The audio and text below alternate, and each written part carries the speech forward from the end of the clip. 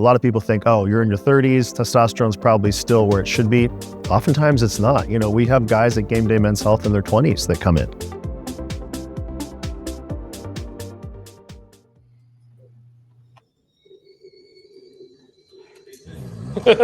Hello. Yo, what's happening? What's up? Not much. Oh, more people. Oh, Ranson! Wow, I finally made it when you're on. This is great. What's up, dude? What are you fellas? Good, man. What are you fellas up to? We watched that movie Megan 2.0. Like I actually enjoyed that movie. I'm sure that's the one about the like AI doll, right, Megan? Yeah, but like the second one, like it fights like a fucking android, and I liked it way better than the first one. So it was Okay. fun to watch. I'll give it a try. Anything kind of. I was having the conversation with somebody the other day. You know what movie's missing? I'm just such a fucking nerd. Anyways, I was watching why comedy movies don't exist anymore today on YouTube, but I was thinking that late 90s, early 2000s, like beat 'em up action movies. I miss those, like the Jet Li, So good. yeah. It really didn't need a plot. It was just really good choreographed action scenes. Yeah. Mm-hmm. Those were awesome. No, we're not going to do that. No, you're not going to do that right now. I'm Dad's doing stuff. We just got a German Shepherd like maybe a month ago, and she's 7 months old. She's a big puppy. So nice, dude. Yeah, she's trying to fuck with one of the cats right now, and we're not going to do it. Sean, what's up, buddy? What's going on, gents? How we doing? Athena, come here. Good. Doing well. Nice to meet you, Ranson. How you doing, buddy? Doing good, man. Nice to meet you too, brother. So, Chris, I've been meaning to ask you, dude. You got a dog and a cat. Which do you really favor? Come on now. So I have 2 cats and 1 Okay. dog. My male cat, Kamari, I've raised him since he was 4 weeks old. So he is hands down my favorite. All right. Oh yeah, There absolutely. At least you can admit it. Some people can't admit that. Oh no, I tell him all the time he's my favorite. He knows it. You post more pictures with the cat than you do your wife. She's just giving me a look right now. I know. Well, she takes the pictures while I'm sleeping, and then I'll like wake up and I'll check my phone, and there'll be pictures with the cat. So I just post them on my story. Love it. Hey, did you guys see? I know I'm not going to get his last name right, but he signed with Animal. Kyle. Dude, that 925 deadlift? Yes, beltless. Yeah. Beltless? I saw the video. That's only fucking 8 pounds away from KK's record, dude. Insane. That's nuts. To be fair, it looked like he just stood up with it.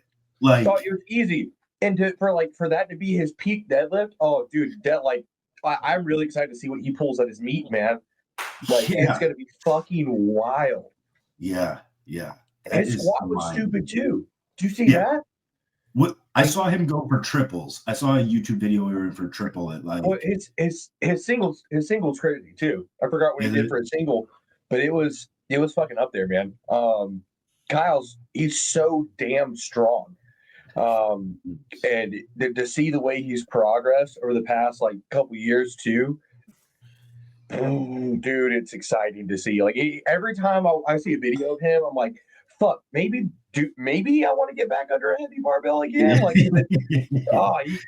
especially yesterday with the deadlift, it was like, okay, I really want to go pick something fucking heavy up now. Yeah.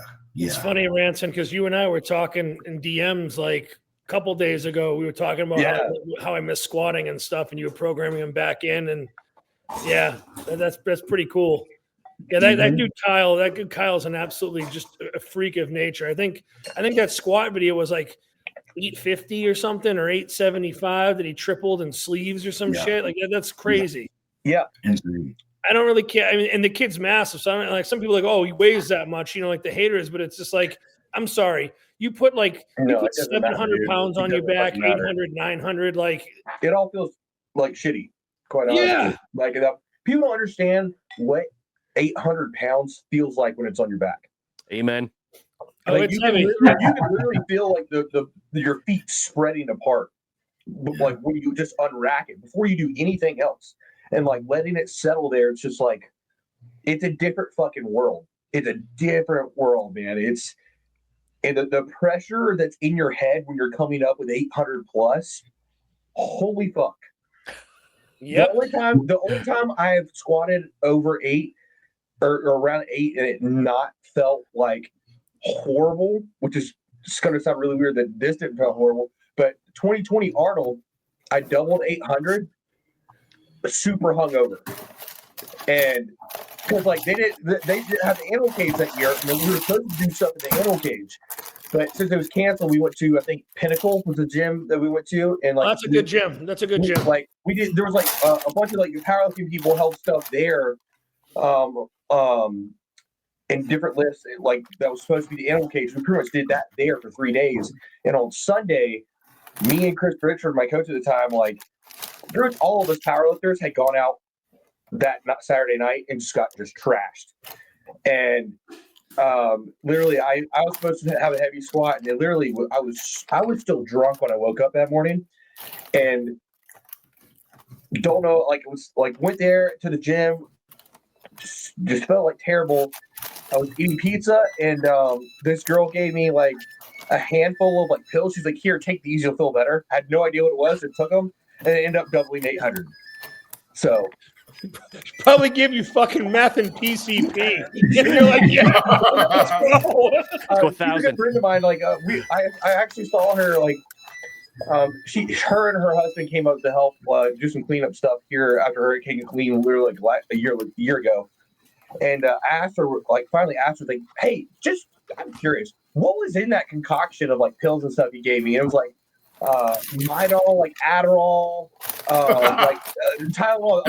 There's like 6 different things. She's like, yeah, this is what it was. It's like, makes sense. Like that's probably the best I've ever felt squatting 8, but I had no idea what was in that handful of stuff when I took it. I was like, bro, it's gonna make me feel better. Bro's fucking PMSing while he's squatting. Adderall's a key component there. Mm-hmm. And enough of the other shit, so you're not like tweaking. You just think it's fine that you have this crazy energy and seem normal. Yeah. What's up, Dan? Welcome, my friend. What's up, guys? I'm Dan, by the way. Nice to meet you. All familiar faces. All familiar faces from the gram, but first time in person. Welcome.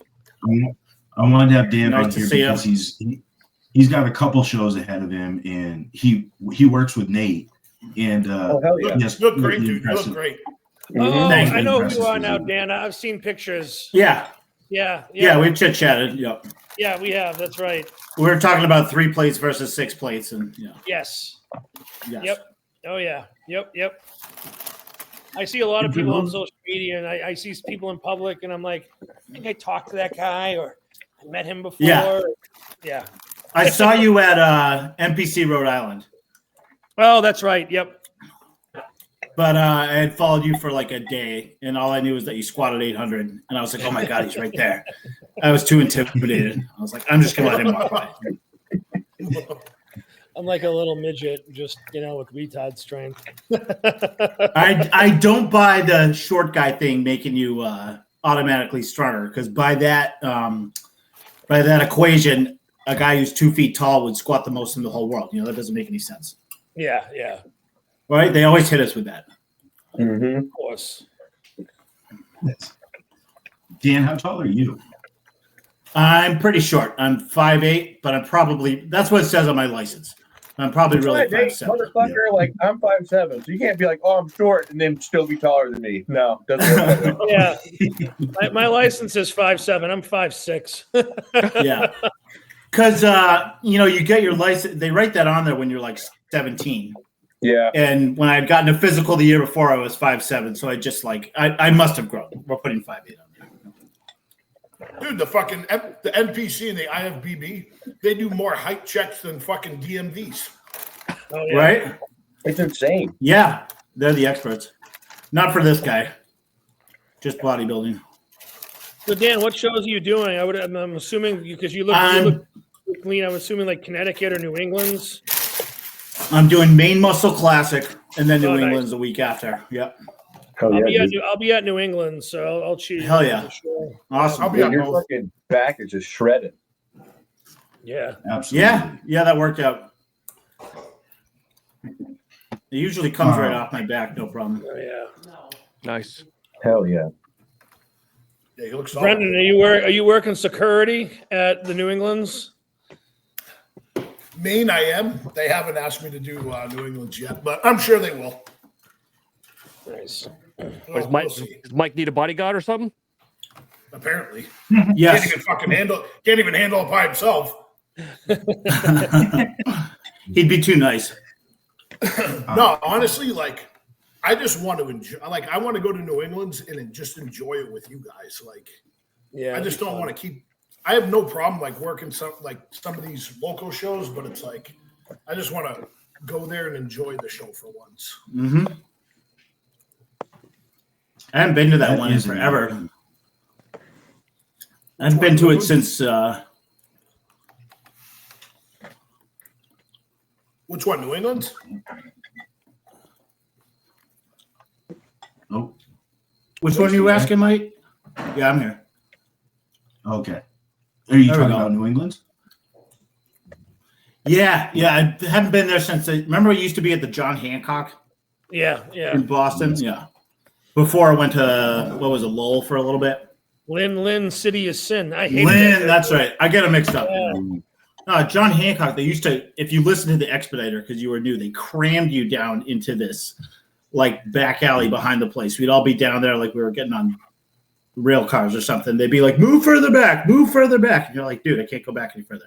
Yeah, dude, Ranson, have you ever been to the John Hancock Theater? When you're backstage, there's just like stairs and hallways that just keep going and going and going. And there was one year I competed in the show, and like 7 people were like down in the bottom of this place, and they all missed their call outs. They all missed prejudging, and they actually bitched about it, and they all got rejudged later at the evening show. The whole thing again. No yeah. way. There's just like rooms that just go off. There's like closets. Yeah. and it's My crazy. buddy missed a category once, so. Yeah. Yeah. And it would get so friggin' hot down there, and it would just smell like fucking protan and asshole. And the next year, I just wandered around. I'm like, I'm not going back down there again. You know? no. Yeah. Yeah, I remember my buddy. He missed. Go ahead. Oh, I was just gonna say, which venue do you guys like most for the Cutler in New England? Do you like the John Hancock, Lynn, or the I forget what the place they do that now. Royale. Like the club? Royale, It's yeah. Royale, Honestly, like if you're thinking stage wise and lighting, you'd pick Royale. If you're seeing like probably the best seating and spectator viewing, it's probably John Hancock. Yeah. John Hancock's my favorite just because it's just I've gone to that show, competed in that show and stuff. It's just real nostalgic to me. You know, I hate the Lynn location. I did not like Plus, that one. all the food is right there. Like Yeah. literally, you're in the same fucking building as the Cheesecake Factory. You can walk literally like 100 yards. Yeah, there's like Fire and What's it, Ice. Fire there's and that Ice, the Mexican taco place, and like yeah. the hotel Yeah. across the street. You get that precinct like pub Yeah. place that has really good food there. And hotels across the street too. Yep. That's the best Yeah, part. I agree. Like, And Well, Taco parking Bell. area. I don't like Lynn, and I like Royale. Is just like a pain in the ass when it comes to like the spectator part and the competitor part. Like, yeah, it looks better on stage. I 100% agree. But like sitting in the audience, it's difficult. And then competitor wise, like upstairs is a clusterfuck. Yeah, 'cause it's not. I also think it's not an arena; it's a club, right? Yeah. Yeah, it's Yeah. a club. Yeah. When you're a competitor, I feel like you kind of want to be separate from the people coming there, because you kind of want to like you want surprise everybody with backstage. the physiques. Yeah, you're standing around, everybody can kind of see you and Mm-hmm. see you file on. Yeah, it's not my favorite. Yeah, that's what I Yeah, hated. you Like guys when were- I did the Tampa show, when I did the Tampa Pro-Am, like you're upstairs and then you have to like walk down the stairs in front of everybody to go into the venue. And I'm like, dude, I just want to, and it's always freezing at that point. So I just wanted to say cover up and walk down. But no, you're like walking down the stairs, like in your freaking posing trunks. Everyone's just looking at you. Like, yeah, go get them. And I'm just, I just want to sit by everybody. Don't look at me. Yeah. Well, look at me when I'm on stage, damn it. That's one thing I'm not a big fan of. There's always those competitors that walk around the whole arena in their trunks when they're not like. I hate that. The whole time. The whole time. Mm-hmm. Put your fucking clothes on. At least put a pair of pants on. Yeah. At least, yeah. For real. Yeah.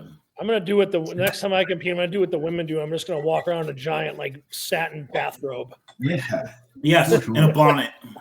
Yep. I'm gonna have a bubble pipe that blows bubbles out of it, like I'm a 5-year-old. Flip flops with feathers on them. Flip flops with feathers on them too. Put thruple on the back. Yeah. Yeah, buddy. So what do you guys think of France? I don't know. I mean, like, I got to be Hollingshead honest. to Like, do better. Italy, Germany, and France, dude, you look at all the scorecards and it's 3, 6, 9, 12, 15, 18, 21. Like, come on, dude. Like, what the fuck are we doing here? It kind of seems lazy. Yeah, like it wasn't I super. don't Like like it wasn't super close or whatever. I mean, Yeah. I thought Hassan was absolutely massive on stage. He's huge, massive, but I don't. he had no lines. No, That's exactly right. I think people will get a lot of hate for, like, I've said this before. But, like, I don't think Hassan's a good bodybuilder. People are gonna fucking hate me for that. Don't care. He's huge. Yes, it's like Nexzilla. I forgot that dude's name. I was just about to say that. yeah, Rubio. I don't really Okay, care. it's a lot of tissue. It to me, that's not body, but it doesn't look good. You have to also have some aesthetic part to it too, not just be like a fucking ball of muscle with hardly any separation to him. Exactly, just like separation. Hassan was way off. I honestly thought he got gifted that placing in France. I don't think he should. I don't think he should have been in the top 5. No, I don't think he should have way. either. I mean, I actually thought James Holmstead came in conditioned. I mean, I saw some pictures and he looked really good. Yeah, You know, I mean, he wasn't the first call up, but I mean, I would have rather see him in top. I would have 5. liked to see him go higher. Yeah, You really thought he was? You thought he was pretty well conditioned? I saw a couple of pictures and I was like, I saw a couple pictures at lean. first, and I saw a couple pictures at first, and I was like, okay, he looks off. And then Tuttle posted some pictures of him, and I'm like, okay, he was conditioned. So I don't know if something happened when he got on stage, or if it was the lighting or the tan. I'll put it this way: I saw those same pictures, and I didn't know who the guy was. I was just flipping through stuff, just bullshitting, and I commented. Luckily, I think I messaged. I was like, dude, that guy looks great. That looks like Chris Hollingshead almost. That's crazy. And I was like, you dumbass, that is Chris Hollingshead. Let's look at that show. Oh, no, that's him. So I thought it wasn't somebody up to his level who just looked really, really, really good. You know, when I found it was him, I was like, The one thing one of my favorites. The one thing about James's physique when he gets on stage, though, like he always seems like he loses like pop, like in his like arms or his shoulders. And this isn't me talking bad. I'm just, you know, like, and we've talked about this in the group chat. It just looks like something doesn't translate. Like it's almost like either he's like is there in videos in his gym. You're like, where's that? You know? Yeah. Do you guys think that this is coming from a black guy, but super pale white guys that look crazy grainy at points, when they put tan on, sometimes I think everything fades. You lose some of that, right?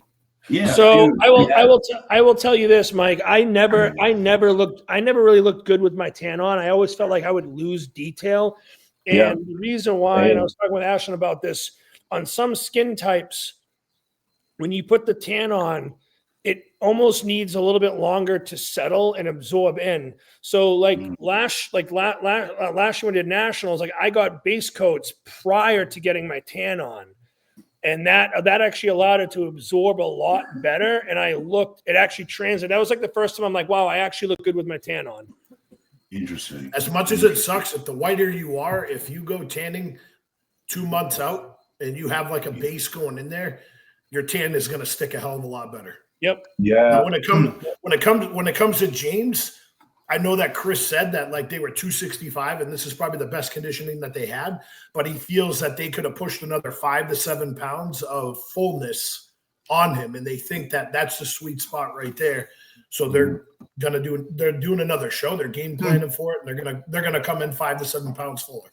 Yeah, What I show think is that? James is just one of those guys that, like, if he pulls down, he just lose. If he shoots for conditioning, he loses every bit of fullness he has. He does, especially like in his shoulders and like arms. It looks like. Yeah, exactly. Shoulders and arms, they kind of lose that pop. And and here's the thing: like, there's a lot of competitors, and like James has got such crazy thickness and density. There's some coaches that will be like, they'll say, "Oh, you have crazy thickness and density, so we can push the conditioning." And that does work for a lot of people. Yeah, exactly. But then there's certain people where, like, I think if you push that conditioning too much, you almost look stringy and flatten out, and it either takes a shitload amount of food to fill out, and then you run the risk of having a distended stomach and or not making weight. Yeah, you know what I mean? So I think with James, since they pushed that conditioning, I think he probably could handle a little bit more food. And I mean, like, I will never knock on Chris, because that's the first time that Chris has ever worked with him. So it does it's going to take a show or two for them to get into a rhythm and find his best, like, detail. So, I mean, like, I think that like I said, I think the detail and the conditioning was there. He fills out another 5 to 7 pounds. And I think you have a totally different look, and he's probably in that mix. Because then you think all that density that he has is going to be filled with the carbs, the glycogen, is going to be pushing up against that skin. As long as he doesn't spill over, like, he's going to look like a totally different bodybuilder. We got the whole fucking crew back, baby. Yeah, full house, full house. Dougie and Luke too. Full house. Yeah. Lucas, how are you, Lucas? Oh, fuck. What's up, you. guys? Lucas! Change the fucking name right now. IFBB Pro Lucas Pritchard. Yeah, Don't if even it put happens, Pritchard, bro, just say IFBB Pro Lucas in all capitals. yeah, if it happens, bro, I don't give a fuck what my name is, bro. I'm gonna make sure I get screenshots and stuff from when you're competing, and I'm just gonna be like, "Let's go, Lucas." I'm gonna say it. Yeah, but Lucas the first. We'll put it like one next to it. Lucas the first. Lucas brought it. Hell yeah. Thank you, bro. What's up, Doug? Doug? How you doing, man? You look. People have been wondering where you are. A little tired. Sometimes things happen in your life, and you kind of gotta just decompress. And for me, I've been doing that, especially with social media lately. I haven't been on social media as much. Just kind of giving my brain a break in regards to things I allow my mind to digest. Smart. Are you doing good though? Are you okay? Yeah, I'm doing good. I'm actually doing great. Oh, awesome. Okay. But mentally, it was just time for me to take a break from social media. Nothing wrong with that. I get that. I think that's definitely needed from time to time, for sure. Yeah. We also It drains you, man. It can drain you. Yes. Yes. Well, it's a good segue to, like, the main topic tonight, because somebody asked in the DMs, and it's a broad topic, right? Like Brendan was saying, we can go anywhere with this, but, like, what are some of, like, the mental health issues and just the mental parts of bodybuilding that people don't really understand unless you're in it to go into this? And I don't know where we want to start with this, but I mean, it's so broad. You know what? I got to be honest with you. I say we let Dougie start on this right now. I mean, sure. I'm not. Bodybuilding, in my opinion, is all mental. You know what I'm saying? So for me, I always like to say my brain is on high alert when I'm in a prep, and it's not a bad feeling, but it's an amazing feeling when I'm done with a prep and I can feel like I have like that mental relaxation that I don't have during a prep. It's like you're always on edge. So, you're mentally taxing yourself because you have to be on alert with everything that you fucking eat, everything that you drink. Your brain is functioning at a high level even when you're not. And mentally that can be a lot, which is why some people crash out after a show You know what I'm saying? Because they mentally don't understand, you know, how to control yourself once you don't do certain things for a long period of time. You know what I'm saying? But I mean, shoot, you know, bodybuilding, in my opinion, it's all mental. Like Luke right now, you know what I'm saying? He's at crunch time right now, so I know his brain. I know the way his brain is functioning right now is like prep brain is real. You know what I'm saying? Like there be days where I pack my so is a melanotan. I'll pack my gym bag and forget my drawers, and it's like out of all the things I fucking packed, I forget my drawers. You know what I'm saying? It's like. And you're so sure that you had everything too. Yeah. Dude, there was when I was prepping for North Americans, there was one day I was heading to the gym and I literally had to go back and forth in my house 3 different times before I even left the neighborhood because I kept forgetting shit. Like forgot my headphones. I actually forgot my whole gym bag. And then like I think I forgot like part of my like post-workout meal. I was like, oh, what the hell is going on my fucking brain? Do any of y'all just be dropping shit? Yeah. So in prep, like my hands, I'll get like tired and like I'll be holding something and I'll just let it go. I'm like, why? How do I do Usually that? when that happens to me, it's because I'm falling asleep. Dude, like the other day, there you go. I thought you dropped your phone because you blacked out. No. The other day I got so pissed. I like made my oatmeal in the morning. I was so excited to eat it, but like I put it in the freezer for a little bit, let it cool down. And I reached into the freezer and my hand just stopped working and I just dropped the bowl everywhere. And I was like, what the fuck? I've dropped my oatmeal at work before and I thought about just scraping it up into my bowl. Yeah, like, I was so mad. I was like, bro. What else is there to do? Luke's like I'm setting up shop on the floor. Here we go. Yeah, I'll fucking eat that shit. I don't give a fuck, bro. I don't usually drop stuff, but like I'll like walk into walls or like I'll walk into like the door. Yeah, just like a fucking dumbass. Yeah, I'm just like galumping around and bro. Yeah, I just do the dumbest shit and be like, am I fucking retarded? Like what? I might be lean, you but find I'm not yourself retarded, doing bro. You find yourself doing the dishes naked for no reason. Because you were like getting changed and you forgot you started doing dishes. What the fuck am I doing? Dan, I actually do that on a regular basis just because I don't like. That's just a comfort thing, bro. Yeah, exactly. Well, so do I, but I'm talking about the times I didn't mean to do it on purpose. You just found yourself. I'll put like peanut butter in the fridge, and I'll put like cooked chicken in the pantry at times. And I'll just flop stuff, or I'll put salt where I normally put my salt and. Yeah, I do that. When I got up in the middle of the night, I took a protein shaker. Go ahead.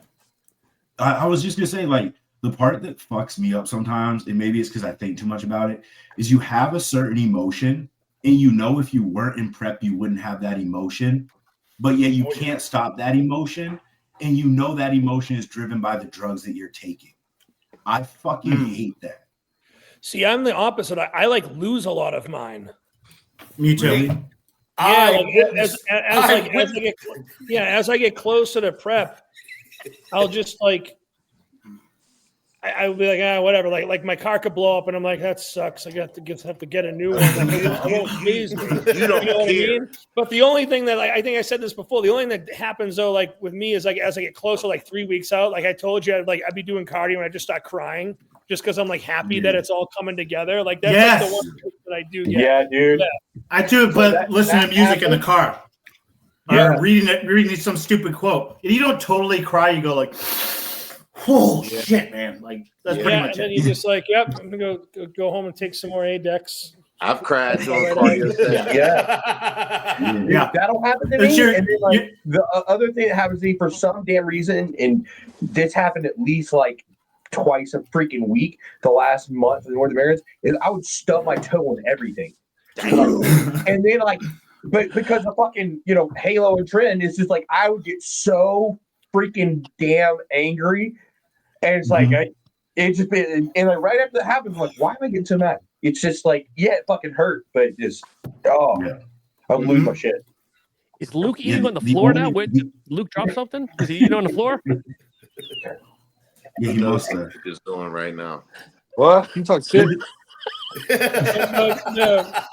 to kind of tie this back to the original topic that we were talking about, the one thing I would say for people that are like getting into the sport is like you're gonna have a lot of people gassing you up. You know, like you could look really good, right? But you're gonna have people that are gonna be like, "Oh yeah, you're the next Mr. Olympia." You know, people that don't know the sport that are gassing you up, Exactly. and then you're gonna get an equal amount of people that are gonna be like, "Dude, you fucking suck," or like they're just gonna say like the random shit, like your kneecaps aren't symmetrical, you know, and you're gonna get a lot of bullshit. So I guess the whole thing with the whole mental aspect is like, you need to be mentally tough especially when you're in prep, because you don't have time or the luxury to let people, outside sources, outside negativity bother you. Yeah, you gotta have thick skin for that shit. And on the other side of that too, you don't even have time to let like the outside positivity type stuff really get to you either, because I don't like looking at any of that. I like to have my blinders on. Drews had to become numb to everything. I just need to listen to like my coach. You know what I mean? Like, yeah. My coach says like, okay, when he says I'm fat, I'm fat. When he says I'm lean, I'm lean. You know what I mean? Oh, dude, like every week I take my check pictures and I feel like, well, how do you think you're looking right now? I'm like, I don't fucking know. Like, I was waiting to see what Cameron says, and Cameron was like, "You're like, dude, I'm like, we're on a great spot." I'm like, okay, cool, we're good. And then like I'd be good for like until the next check-in. I do like, I'm not gonna worry about it. He said I'm good, so I guess I'm good, and then we'll go from there. Yeah, I'm the same way. Ranson, last prep, I would be sending my coach, because Justin Jacoby's my coach. I'd be sending pictures. He's like, "All right, so how do you feel you look here?" And I said the same thing. I'm like, "Dude, I don't fucking know. I don't know what I look like." I'm like, "I look like shit. As far as I'm concerned, I look like a piece of shit right now." You know. And then I'm so glad Nate doesn't ask me that. Yeah, my coach even messaged Ashton one time. He's like, "Okay, I just need you to reel him in," because I'm just like, I don't know. Dan, I'm just trying to walk at this point. You know what I mean? Dan, I think Nate does that because he knows exactly how it fucking feels, especially on a pro level, to be like. That's why it works so good, man. Yes. And he was there.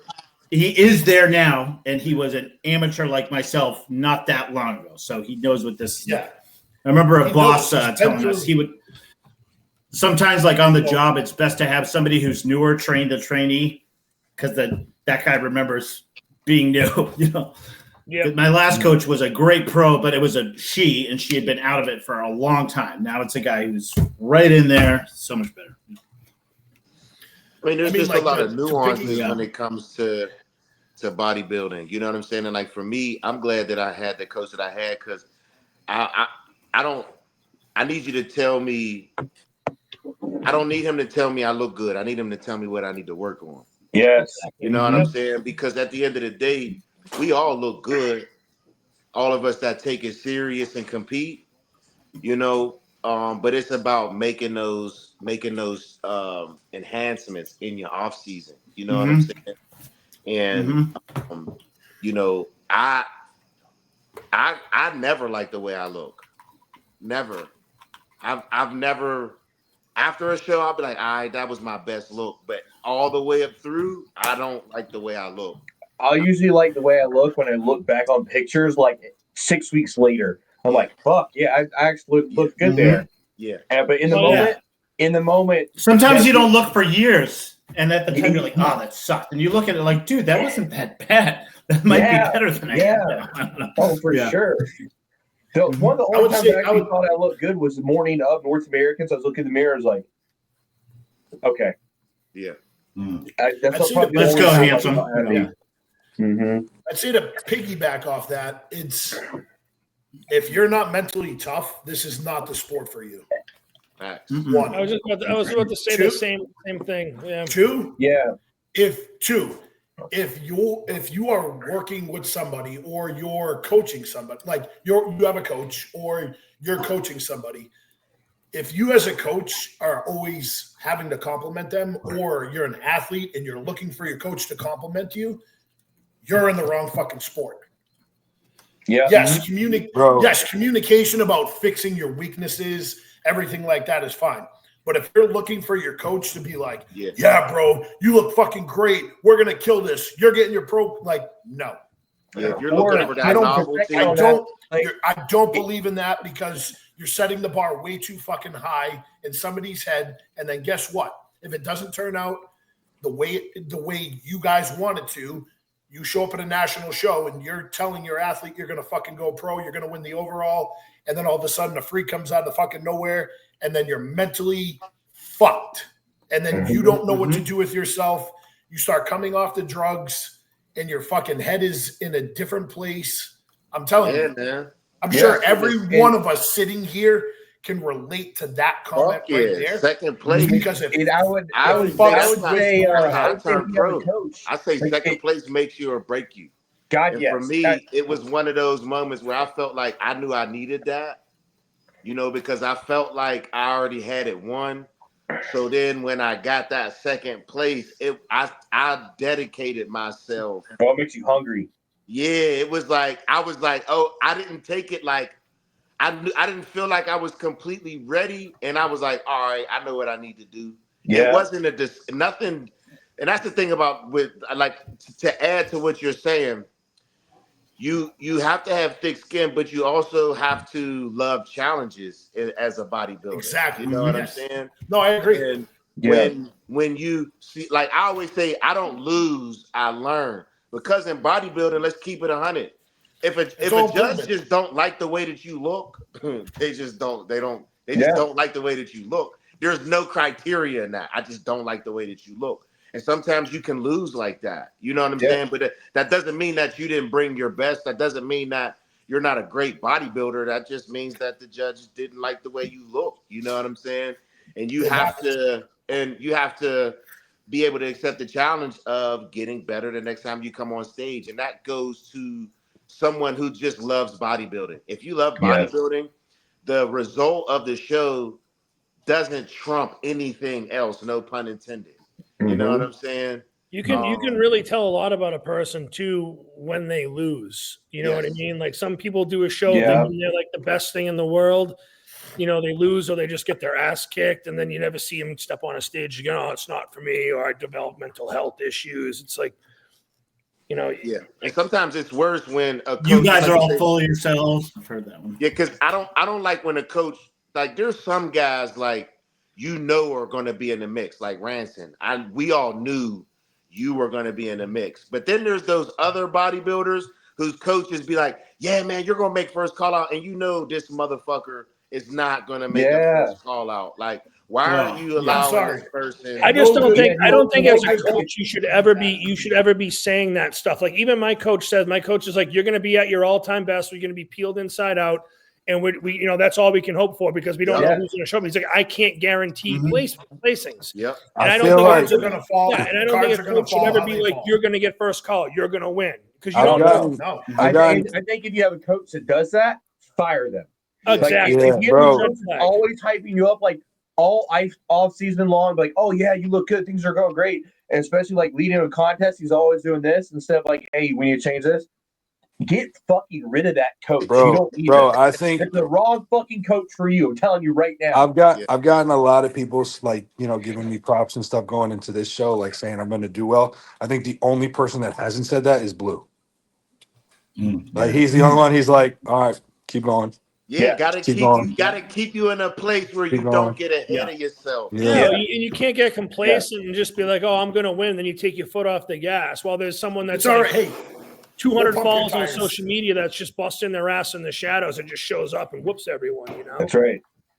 Hey, you know what, though? Think one of the biggest parts is that if you can, I've heard other people talk about this, emotionally not getting too high and too low. I think the best bodybuilders can keep that emotion in the middle and ride that. You don't get too high on the victories. You don't get too low on the losses. You don't get out of your head. You don't get in your head. If you can ride that middle emotion line, I think that alone will make you a better bodybuilder. Yeah, basically what you're saying is you just need to have a flat affect while you're in prep. yeah, for sure. That's what Trent makes me feel like. I don't have the extreme emotions really. Like I love you too, dog. I do. I get extreme emotion. I can get some extreme emotion. Really? Yeah. Mine's more like it's inside me.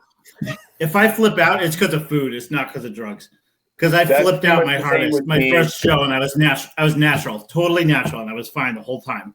And then I had this flip out, right? Just one scream right in the poor girl's face. I was allowed to drink like another 8 ounces of water, and she had these Crystal Light packets. I was like, can I have one of those? She's like, yeah, let's go through the flavors. I was like, no, any one of them, just hand it to me. Well, hold on. There's this kind and this. Yeah, that kind. Perfect. I'm like, just fucking hand it to me. Like, I'm about to go up. Now, hold on. It's like, just fucking give me one of them. But that was natural.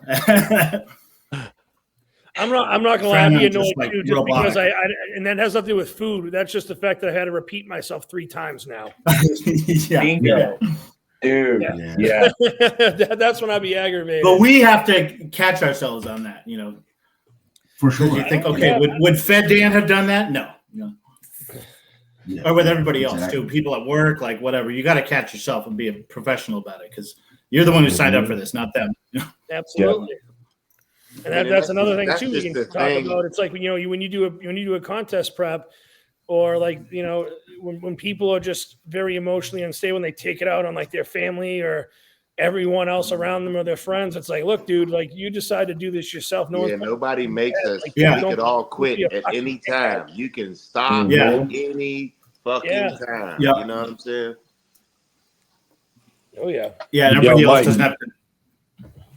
Mike, I gotta jump real quick. Wait, Mike, I gotta jump real quick. But if we do Olympia predictions, text me, because I gotta go meet somebody right now. But if we do our like final Olympia predictions, text me and I'll pop back in so I can do mine. Yeah, because I'm excited about. I don't know how this shit's gonna go. Yeah, and I gotta talk some shit to Mike too. So yeah, light him up. All right, I wrote mine down because I knew this would come up. All right, peace.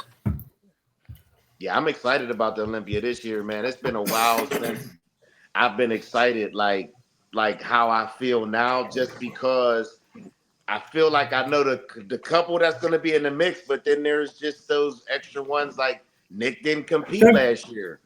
There's 4 Mr. Olympias. Huh? 4 Mr. Olympias. Yeah, there is. Yeah, and Nick. And if any of them win it, it'll be the only time since Jay Cutler that somebody's lost it and then won it back. Is that's still true, right? Yeah. Nobody's ever lost it and then come back and taken it again, right? Yeah. Only Jay. Ever. Jay said, that was it. Phil tried it, but remember he got 3rd. Mm-hmm. Yep. Wasn't that the year that Arnold retired and came back? Arnold had a break in between, but it wasn't from losing. Yeah, he was just gone and he came back and won. Jay's the only one to have ever lost it. Yeah, because he lost to Dexter. Yeah. Oh wait, yeah. And then he took it 2 more times after that. So, but somebody's probably gonna break that little record. You know what's pretty cool is that the last 2 or 3 Olympias, every year I'm like, dude, this Olympia is gonna be so good. I'm so excited for it. And I feel like every year it's just gotten more competitive and just better and better. And I like this one right now is probably gonna be one of the best Olympias that has ever happened, in my opinion. It's so stacked compared to every year that I can remember.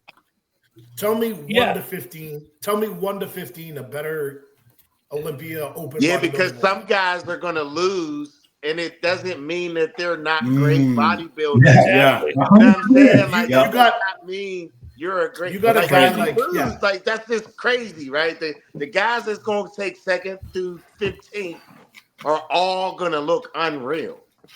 Mm-hmm. Well, Mike, you kept saying that it's actually harder to do like 6 and up. Like the first 5 and 6 is interchangeable, but 6 and up is where the real delta is going to go. I feel like 1 through 6, it's pretty much set in stone. Yeah, you know who the top 7 through 15, you can literally throw shit up in the air and just. It's gonna be so hard. It's gonna be so freaking hard to pick past that. Yeah, it is. I agree. Doug, you want to do some predictions now since you haven't done any? Yeah. Or you can have time to think about it if you want. No, I kind of feel like he's like, I've been thinking about it. You know, I've definitely been thinking about it. So this is just my prediction. I got Samson. Right. I think he's gonna get it. I just feel like if he comes in with the conditioning, I just don't see nobody beating him. That's just my opinion. And then I'm gonna go with Derek 2nd. Wow. I'm gonna go Nick 3rd. Hottie 4th. because I like Hardy still, but I just don't think he'll win it again. I think I think the new blood. Yeah, I think the new blood is coming in, and in 5th place, that's where I'm struggling at. You know what I'm saying? Because I want to say Andrew Jack, but then I don't know. Because of Martin. Yes, Martin. You know what I'm saying? Because Martin was 4 last year. Yep. Yeah. If somebody, you know what I'm saying? I'll tell you one thing: if somebody slips inside of the top 4, Martin could slip back in. So I'm gonna just put Marty 5. I'm gonna put Marty at 5. You want to do up till 9? You want to do 9? Because we all did up to 9. You did up till 9. Okay, so after Marty, then I'll pick Andrew Jack. All right. 7, good veto. Yeah, Mike doesn't like that pick. He is hard on Brett. 8. You know what? I'll say Brett at 8 and Antonio. Oh, fucking come on! Antonio at 9. Man, you think Brett's going to beat Jordan? I'm to be honest with you, I don't know. You think timeout? No. You think fucking Brett is going to beat Antonio? I don't know. Doggy, you're letting Mike influence you. This is fucking. I don't know. Wait, what? I do like Tonio. All right, so rotate 9 and 10 for me. Put Tonio at 8. Okay.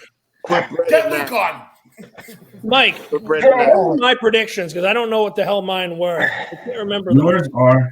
Yours are Nick, Samson, Derek, Martin, Hottie, Andrew, Bonac, Tonio, Brandon, Jordan. I forgot about Bonac. But I just feel like Bonac and Hottie are older, and I just think that they're on their way out. But Bonac this year didn't show any signs of his body looking older, fatigued, and we haven't seen shit really from Hottie. He didn't, but I just feel like the Olympia is a different stage. But the only thing that Bonac's only 37, dude. I don't even say he's old. He's 37. Samson's keeping on 40. Bonac's 43. No, Hottie is 37. Hottie's 37? Yeah, dude. I know, right? I didn't know Hottie was only is older. 37. Samson is older. Oh, wow. Shit. Yeah. I didn't know that. I would have thought it was the opposite. Yeah. Yeah, no. Oh, shit. That throws a wrench in there then. I didn't know that. Oh, looks like Brett's got to go. Ranson and Dan, you want to give some predictions? Go ahead. This is. I know, right? It's a head scratcher, right? It really is. It really is. I do have Samson winning this year. All right. Again, the way he looked at his guest posting the other week, if he's looking like that right now as that conditioned, I think it's going to be very hard to beat Samson. I really do. Second place, dude. I think I have Nick there. Yeah. This year, man. Nick's looking so freaky. He is. Just big as fuck. But it's like, aesthetically, Samson's going to beat him out. Nick's there's not enough freaks in the lineup for Nick to take it. A lot of times you compare to people that are more similar to you, and I don't know if that's going to be quite there for Nick. But it's still he could go either way.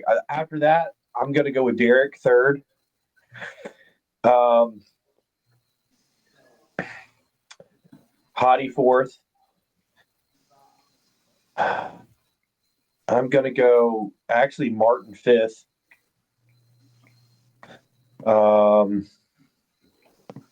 Shit. You got Andrew too. Yeah, and we haven't seen how Andrew's looking. I know. And Andrew could be one of those guys who it's hard to predict Andrew because if he's in condition, he's up there. But if he's not conditioned, like he's out of top 10. I'm sorry. Yeah. He's in the best condition. He could win the show. That's a hard one for me to place because we've never really seen him like spot on. He's always off slightly. I don't know. So what am I at right now? 6, right? 1, 2, 3. Yep, 6. Yeah, no, this is where it gets really tough because then it's like, what the fuck? All right, I'm gonna put. We forgot about Rubio.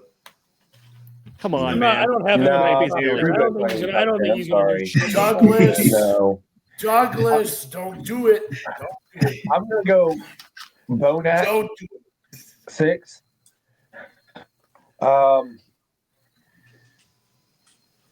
7. Antonio, you got Jordan. You didn't. I'm gonna go Jordan. I'm gonna go Jordan 7th. Wow. Okay. All right. Dude, his conditioning keeps getting better. You know. I think in his defense too, he won 2 big shows this year. Back to back, man. And Jordan's my dude, man. He's from the area. You know. Yeah. I love the dude. So I'm gonna put him 7th. 8th, I'm gonna go Tonio.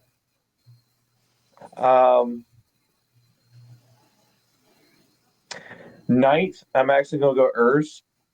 Ooh, I forgot about Urs. I'm gonna go Urs. A lot of people think he'll make top 10. I kind of think he will. And quite honestly, dude. Yeah, because you can tell he just needs a little bit more time. He gets a little bit more time. He can be freaky, bro. Dude, a full like good year of him preparing just to like do the Olympia. He's gonna be scary for people. Yeah. So shit. I think that's 9. No, that's 9. That's 9. Yep. All right, Dan. Let's hear it. I have Samson for the win. I think that's pretty much everybody else too, right?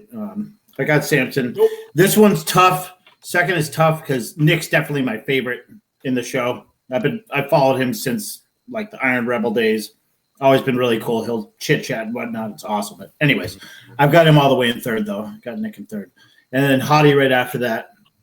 I have it's a toss up, but I actually have Andrew ahead of Martin for 5th, and then that makes 6th. I have Martin. 7th, I've actually got Bonac, probably higher than most people.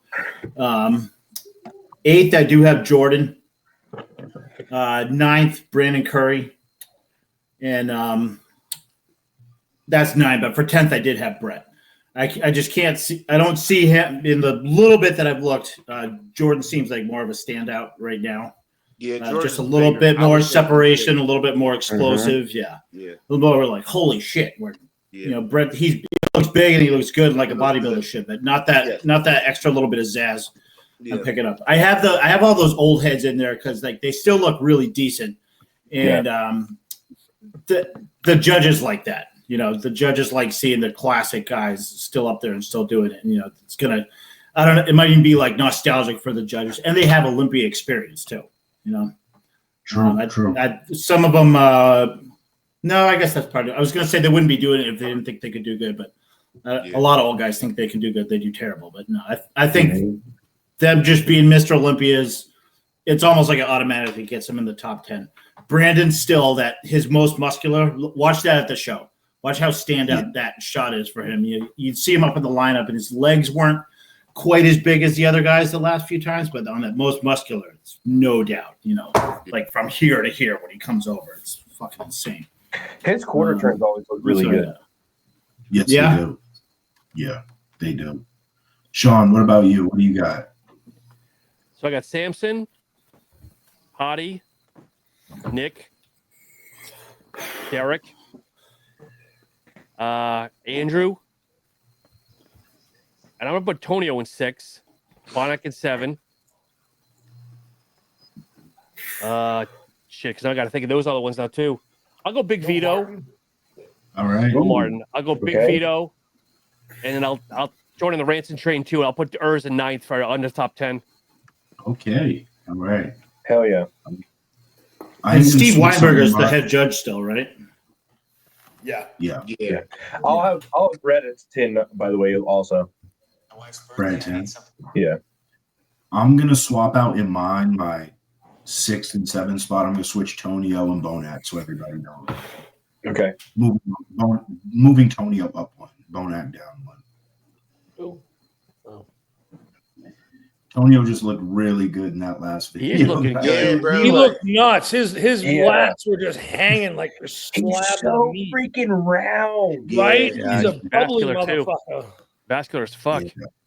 He looks really good. So I mean, the separation he has in his abs is ridiculous, bro. Yes. Like, I be like, Mike, damn, bro. Like, Mike, you don't got fat can you repeat my nowhere. top 10? You had Erzen first. Hey, suck your dick. You all can suck my dick because I'm the only one that fucking picked him to win, and I fucking won. I almost Dude, failed if that I had been on the show for that, I would have picked him first too, because I had bet starting with people that he would be first, and they all said no. They're like, he might be top 5. It's like, no, we're just gonna win at least one of the shows he does. And I have to have a bet with a guy right now that he's gonna be top 10. He's like, there's no way. So I have a bet if Urs is, I think, from anywhere in the top 10, then I don't have to shave my beard off. But if he's 11 or worse, I have to shave everything completely for a month. Oh, damn, the rape face. Oh, Yeah. shit. Rape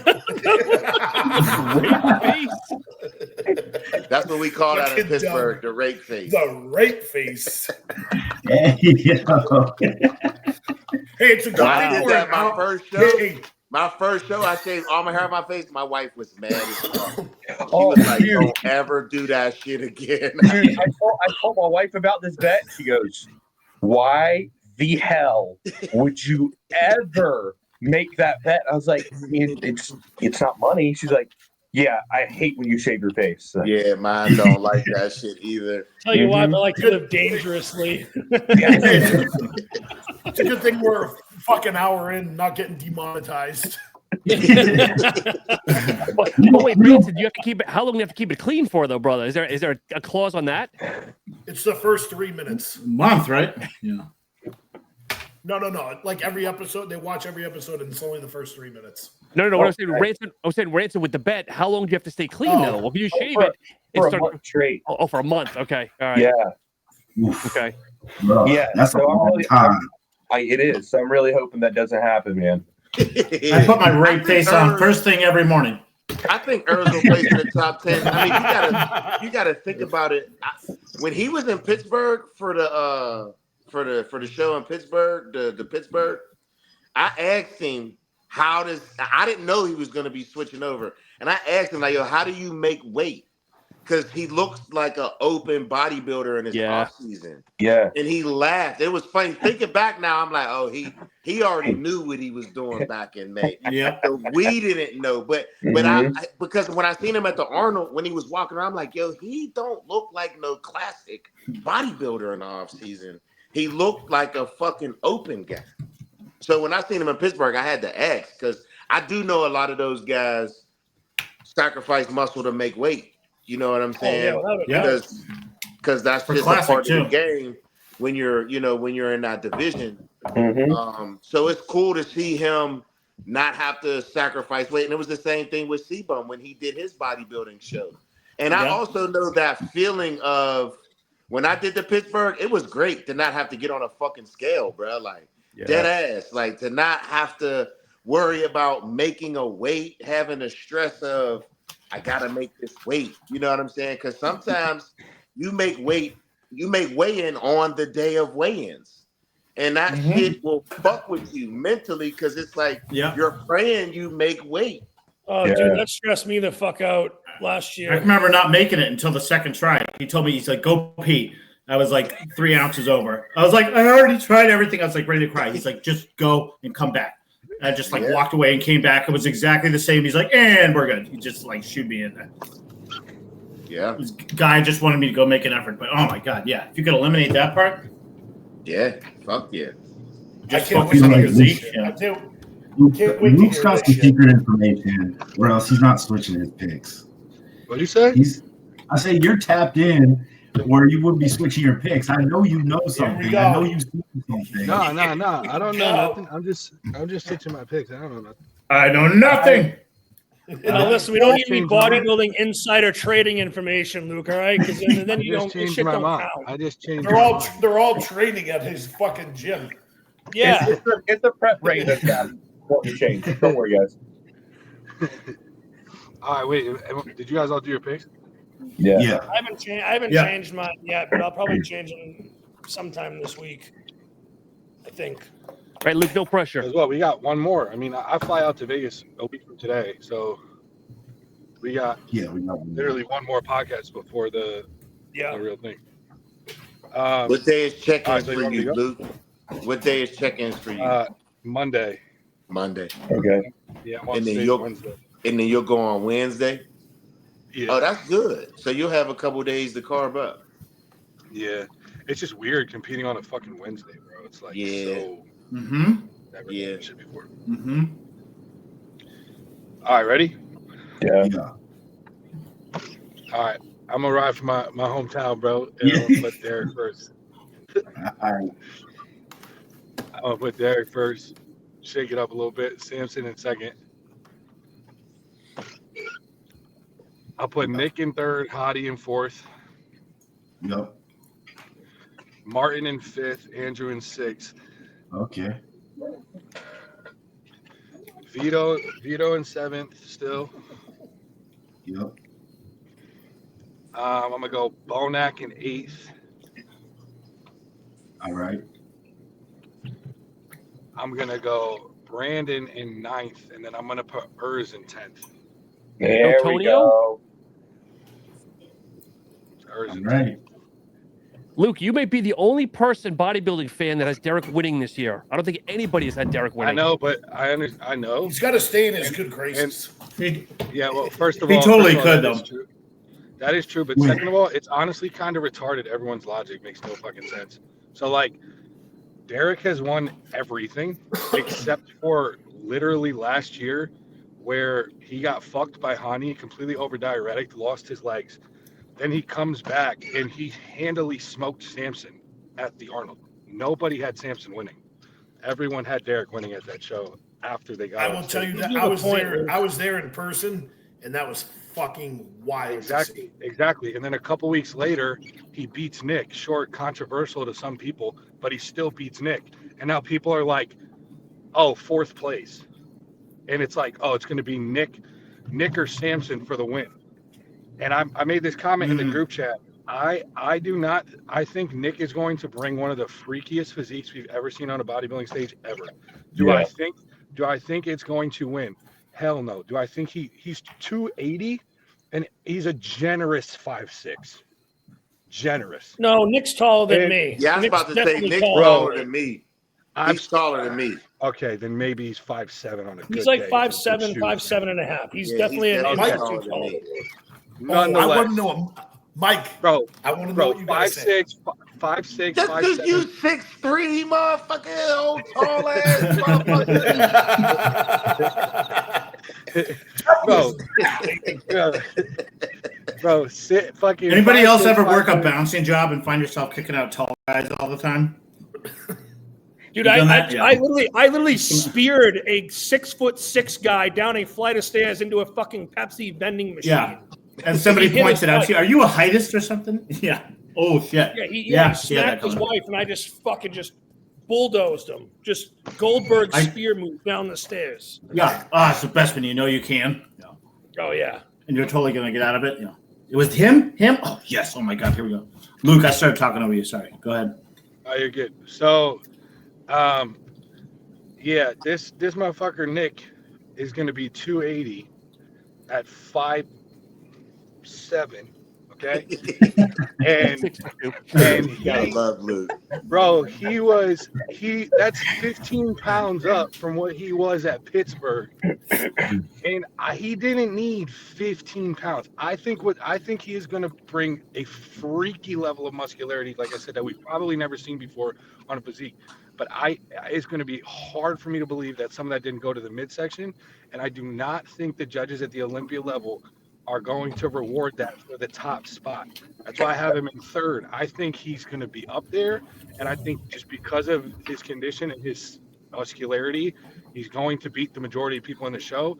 But when it comes to guys like Samson and Derek, who are muscular as fuck, in shape, and have structure and can pull a vacuum in the whole nine, the judges are gonna like at the Olympia level when you're talking about the ambassador of the sport, they're not gonna give it to a guy like Nick at this level.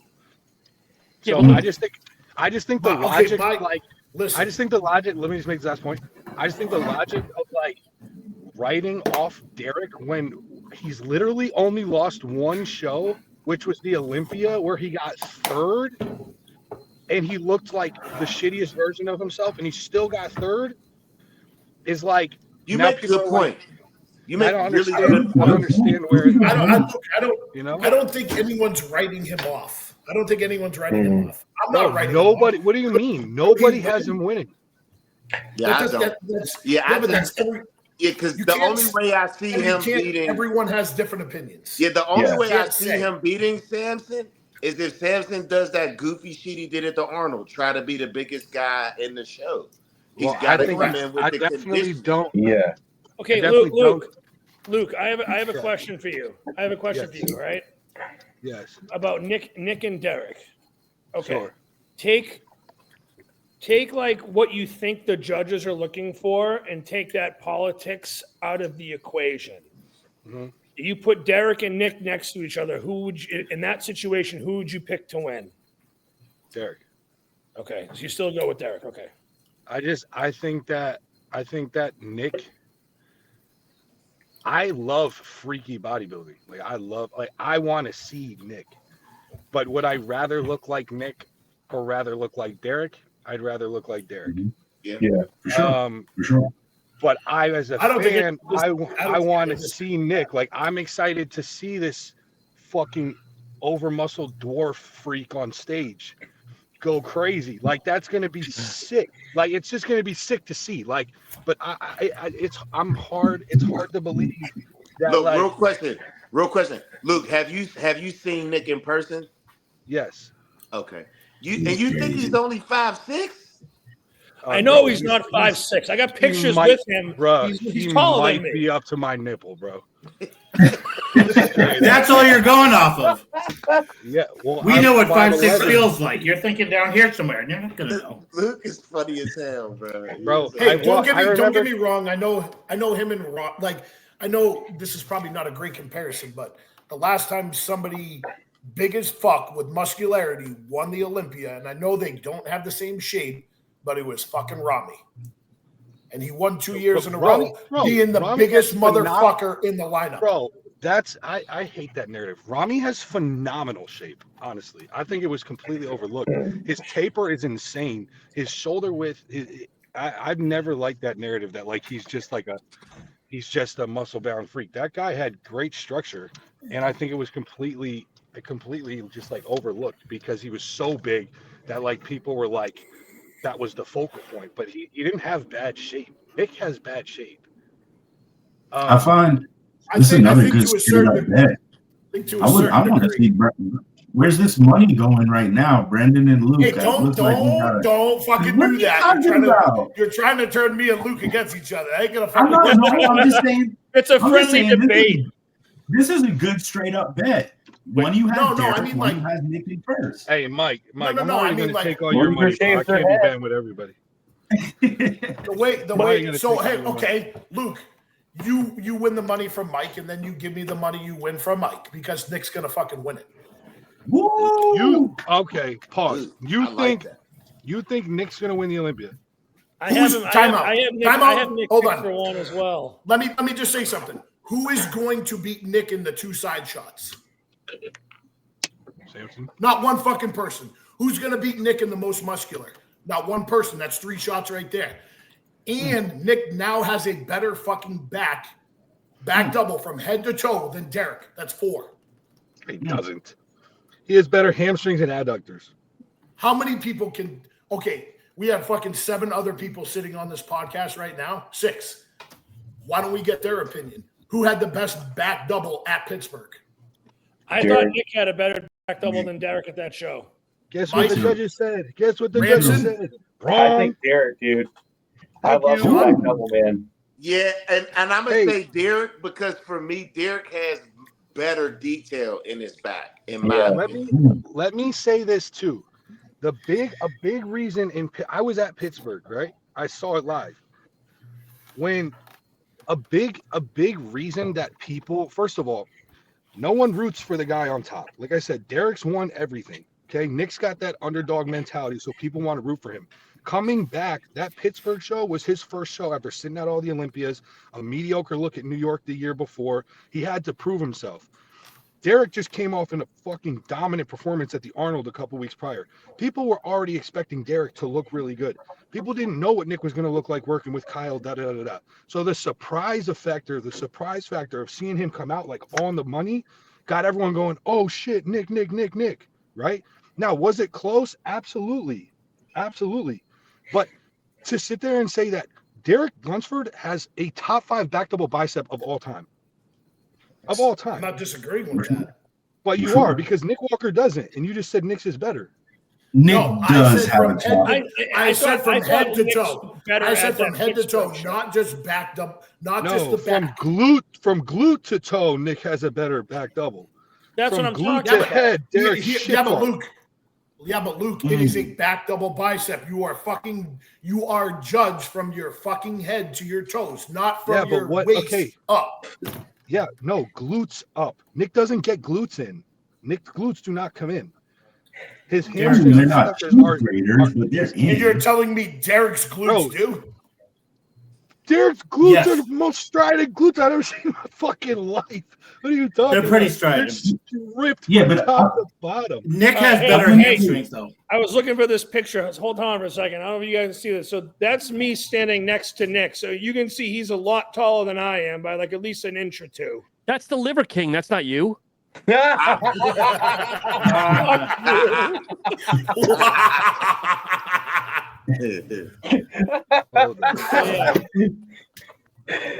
Oh. No, I think that's Mike just fucking turned this around on us, Luke. Now we're fighting. Luke makes really good points when you think about it. And I've even said this about Derek. Derek's accolades, he can stop competing after this year. He's going to be a Hall of Fame bodybuilder. Yeah, he's won USA's, Arnold Classic, 2 Olympias in either division. He's won everything you can win. Bro, he's very rarely lost. Remember when he turned pro, because I remember he won USA's, then he went and won the Tampa, and then he placed top 5 in his first Olympia. That was unreal. You know what I'm saying? Crazy. That in itself, I remember when he did it, that was when I was like fresh into wanting to become a decent bodybuilder. You know what I'm saying? I never thought that I would be able to do the things that I did, but I remember watching him like he's unreal. Like, who does that? Mike, do I have Derek in second or do I have him in third? I got him influenced. Luke, do you need a meal? You're a little ornery. I just ate. I literally just ate. What? I have Derek in third? Yeah, third. Right, swap him and Samson. Put Derek second. I'm still keeping Nick as 1. Damn, pushing Mr. Olympia to third. That's crazy. I'm still debating on. I'll probably end up switching next week. You know where Derek's at, because for me, the video or picture that Derek put up of his legs the other day, like they do look a lot bigger. Dude, they look huge. So that's one thing. I'm like, his legs look a lot bigger than they have. So in my opinion, Derek's the only one who can beat Samson. That's just my opinion. Exactly my point. I don't think anybody else is going to beat him. But that look.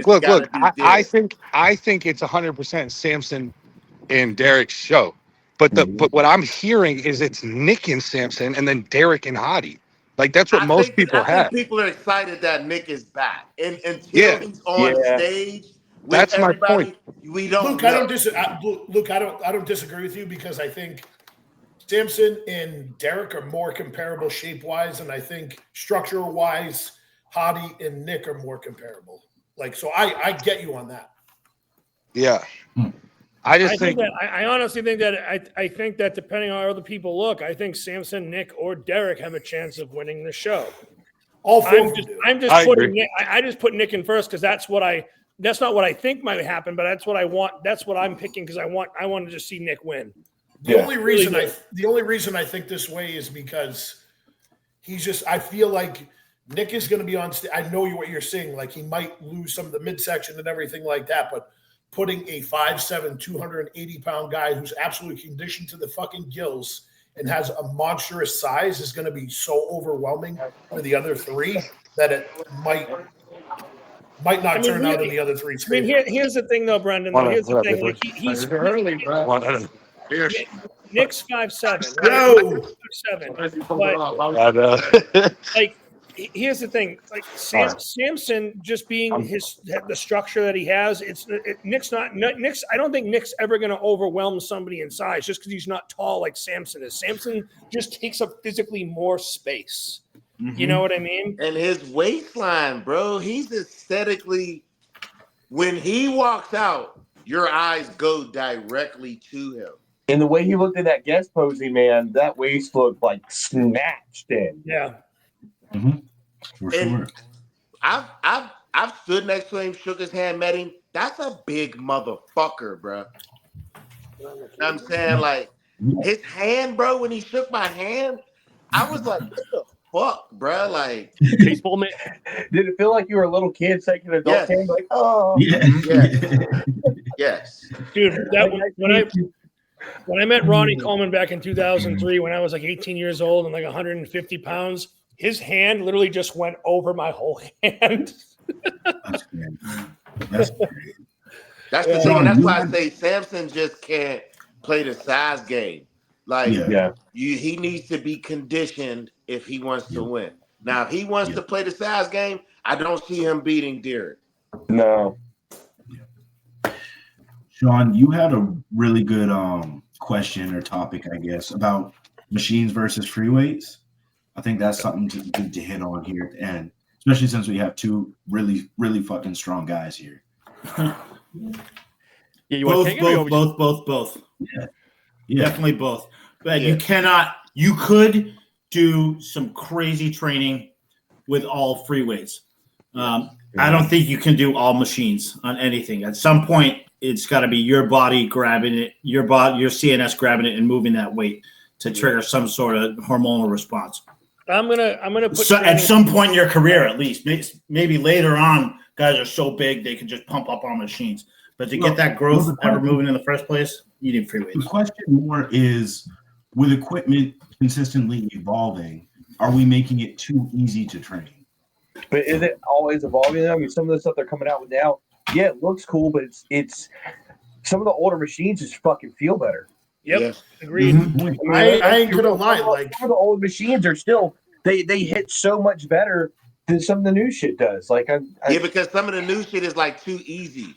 Like, so we have two new adductors and abductor machines at my gym, and I fucking hate them. There's just I'll tell you one thing right now. The tension isn't as good as the older ones.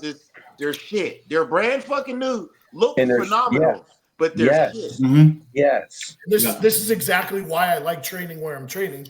I go in there for quads tonight, and I do the fucking Cybex leg press, Paramount pendulum, and the hack squat. I don't go away from any of those fucking three. Bury yourself. Mm-hmm. Like, dude, they're all old school. Yeah. It's all old school, hand-picked equipment.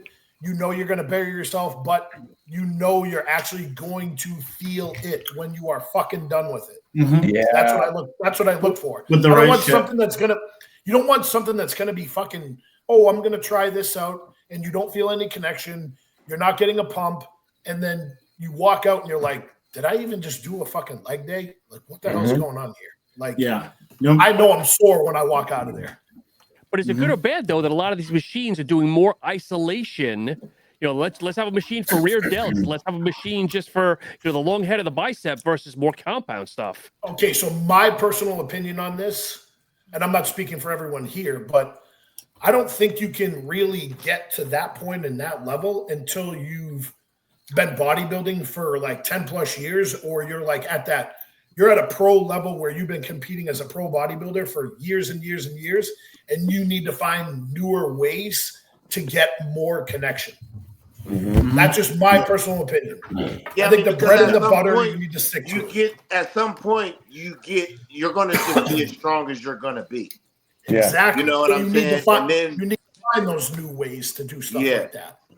Yeah. New ways to feel sore again. Yeah. Exactly. Well, not even. I'll play devil's advocate on this just a little bit. You know, I did a lot of free weight training, heavy free weight training coming up, and got a really strong base. But when my body blew up, and I hate to say it because I'm like, I fucking want to be the free weight guy. My body blew up for me when I got good on machines.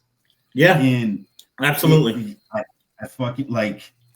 Can I give my theory on that? Deadlift and squat and shit. Fuck yeah, I do. But my legs have grown so much more off of mastering the leg press than they ever did from back squatting or front squatting or. I totally agree. Can I give my theory on that? Yeah. So my theory on that is because we're prior athletes, and in my training years of training clients and different people, us athletes, when we were training for our sport, we were always training for explosion and power, and you don't understand time under tension.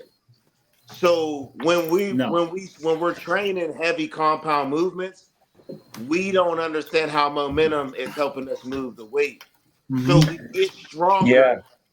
And then because it was the same thing with me. When I started using more machines, it helped me get more of a connection. And now going back to my compound movements, it's way fucking different. Like literally the incline. I could press up to 405 on the incline, but can I do it the way I need to make my chest grow? Nah.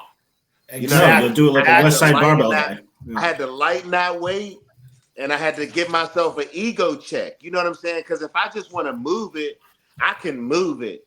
But if I want to engage my chest from the beginning of that movement, drive up, control back down, ain't happening. I mean, here's something that like everyone who's watching this podcast, listen to what I'm about to say very clearly. When you step on stage, the judges or the people that are competing next to you do not give a fuck how much weight you lift. It's how you look in the muscle that you have. Yes. So if you cannot engage and feel your muscles when you're lifting and grow, no one gives a shit that you can fucking deadlift 700, squat 600, and fucking bench press 500. Absolutely. No one cares. Well, I'll say this too from being a higher level of both. You know, I'm pretty sure I'm still like top 6 or whatever in the world at you're one of the strongest motherfuckers in the world. Yes. Yeah. So say that shit. Yeah, in 2019, like I was ranked 5th in the world at 220. You know, out of anyone who's ever fucking done the sport, and you know, I didn't think I'd ever be that good at powerlifting, but it was natural. It fucking worked well. They would say, you know, me and Chris were talking about this. He's a freak who should do a meet because he's got top 5 numbers, but just hasn't. Yes. Anyway, damn it, Chris. Honestly, I'll say this. I think when I got into, by the end of when I like stopped powerlifting, by like 4th year, I'm fairly certain just like my legs got a little bit smaller than they were when I was strictly bodybuilding, because I did bodybuilding for 6 years. Like, I was told that, you know, I need to let my upper body come up and match my legs. But when I started bodybuilding, I followed a lot of like John Meadows shit. And there was a lot of time or retention. And like, I mean, I'm back on the Creeping Death program. And again, week 1 was you worked up to a hard set of 8 on squats. And then with that same weight, then you did 6 sets of 6 with a 3-second negative. And, you know, I totally did. Yeah. Oh, dude, I'm talking like my back was wrecked by like that's that cruel. night. It felt like a whole back workout from all that, you know, just having to stabilize on my back. Right. But most people, when they come to free weight squatting and stuff, especially in the fucking bodybuilding world, they're not going slow to try and control it. And that's why a lot of people, you end up like, oh, squats fuck my back up. No, you don't know how to fucking brace for one. Yep. And you're just literally just dropping down and trying to come up. You're not controlling the weight at fucking all. So like if you actually when you get to a high level of powerlifting, like you have to be so braced and controlled. And a lot of times you're working with like a slower negative with a super heavy weight because you had one small move with like 800 pounds. You're fucked. You're done. You're fucking done. And when it comes to bodybuilding, I know so many bodybuilders, some pros who are like, oh, I can't back squat because it fucks my back up. But they will deadlift either for the same reason, but they never learned how to brace. And when every time I see them try and squat, even on a Smith machine, they're not doing it slow. They're fucking dive bombing it and coming back up. Yeah. And they're not using any kind of muscular control at all to like literally like, okay, I'm using my hamstrings and like glutes almost to bring myself down to the ground and pull myself down there and then like stop completely and use my quads to fire me back up. Yep. You know, doing a slow negative like that is going to give a ton of growth, a ton of fucking growth. So I think, like Doug said, it's more of, I don't think it's more or less, you know, machine versus free weight compared to how people are utilizing them. If people actually utilize free weights with more time on stretching and actually controlling the weight, say if everyone went to doing, okay, I'm going to just free weight squat, bench, deadlift, and I'm going to do a 5-second negative. I'm not talking like 1, 2, 3, 4, 5. Like true 5 seconds. Someone goes 1, 2, 3, 4, 5, which is fucking brutal and really hard to like make yourself do because it's you'll have to lighten the weight. You have no other fucking choice. You will be smoked. You will never have such deep soreness in your life. Bro, when I do that to it, when I tell a client slow down, they give me that look like, what the fuck do you mean? And I tell them, slow down, you're moving. You just took away their power. Yeah. And took away their it doesn't mojo. register for them. And I'm like, nah, you got. And then when they do it, they're like, I can't do that. I'm like, yes, you can. We're going to lighten the weight because you think you're stronger than you really are. So we're going to lighten the weight. You and we're going to check get your ego. That's what it's supposed to feel like. And anybody else notice? My powerlifting clients, like I'll give them. I'll put in there in right up like a 5-second negative, not a 5 count, 5 seconds, and like they'll look at the weight and like, well, why am I the weight this light? I'm like, trust me, and they'll message me after like the first set, like, what the fuck is wrong with you? Yeah, like you were sadistic, and I've never had lightweight mess me up like that. And they'll sit there, and I'll have to do that for a pretty long block, even leading into a meet. Until I actually give them, you know, regular reps. And they're like, you know, I just feel like I'm not going to be strong. I'm not as weak because they're not using much weight. And I'll switch them back to doing a normal squat again. And they'll hit like numbers, like they'll triple a number that they've PR'd and only PR for a single. And they're like, that, and with probably like 3 or 4 reps in the tank left over that they could do. They're like, I don't understand how that was so easy. Because the stabilizers are there now. Stabilizers there. And you just have control of everything. Like, eccentric work builds so much strength, but it's so mentally difficult. The science basers will say you're full of shit. They're the ones of course. Cable fly. That's why they're so strong. That's why they're huge. The eccentric is super important. You know, here's my take on just training in general. I'm gonna use a nice little analogy here. I think training is a lot like sex. So. Of course you would. Of course, right? So that's a given. Right? You're going to have your favorite positions that you really like. You're going to have your favorite lifts, but throwing in a little variety here and there is going to make the experience a little better, right? And but you do that now. You got to stick with it, even if you suck at it at first. Yeah. Now, take it a step further. Sometimes you want to go hard, like the side thing. You want to go hard and fast and explosive. Sometimes you want to slow it down and be nice and slow and controlled. And that's the way I look at it. And I think every single type of training, you know, free weights and machines, I think all have their natural place in a routine at some way, shape, and form throughout someone's career. Now, I train very heavy and explosive for years. I really like this. I really like the superset.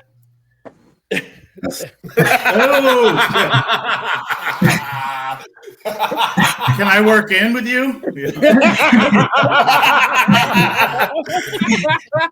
Yeah, just wipe it down. Hilarious. Yeah. I go, you go, bro. But no, like the one thing I'll say though is, you know, like I think exercise selection needs to be very important to the individual. So like there's times where if I'm doing a flat dumbbell or a low incline dumbbell press and I don't feel it, I'm just not connecting that day, I'm going to do something else. Yeah. You know, and same thing, like I use a lot more machines now personally. and my body has changed quite a bit. And the reason why is the same thing, kind of what you were saying, Mike. Like I built a very good, strong, dense, base for years of training. But I think at this point in my career, doing that style of training, how I did all these years, isn't going to yield me any other results. I need to do something different. So that's why, like, if I'm doing like a converging chest press, I feel that so much better in my pecs than, I would, let's say, doing like a dumbbell press, which is still kind of converging. You know what I mean? And, picking the dumbbells off the rack, picking them off the ground, putting them on your knees, laying down to press them. Yeah, it takes a little bit more effort than doing that. But I'd rather, the way I look at it now is like, I'd rather just sit in the machine and press as much heavy weight I can do with quality form and get that good contraction where I'm not wasting other energy there. I built that base, and a lot of us built that base. Now, what's interesting is, like, for me, I just been telling myself, I didn't know how to really train until I started training with my coach a couple years ago. Like, I knew how to lift weights. I didn't know how to make a connection. So now I'm actually taking myself back to my compound movements and practicing, engaging better with that. And that's why I say it was interesting to me, because just this past week on the incline press, I only worked up to 275. I felt embarrassed as fuck. Yeah, but I bet you were getting a good squeeze. Like in my mind, I'm like, you look like a weak ass bitch. You know what I'm saying? But I'm moving the way my chest felt the next day. I was like, oh, I'm moving the weight much better. My chest is getting stimulus. So I'm cool, because I got to get bigger. You know what I'm saying? And I do still like to use the machines, and that's why I say for you, I'm going back to those compound movements, because I was pulling 700, squatting 600 plus, but I was doing it with pure explosion, no control, just ripping shit off the ground.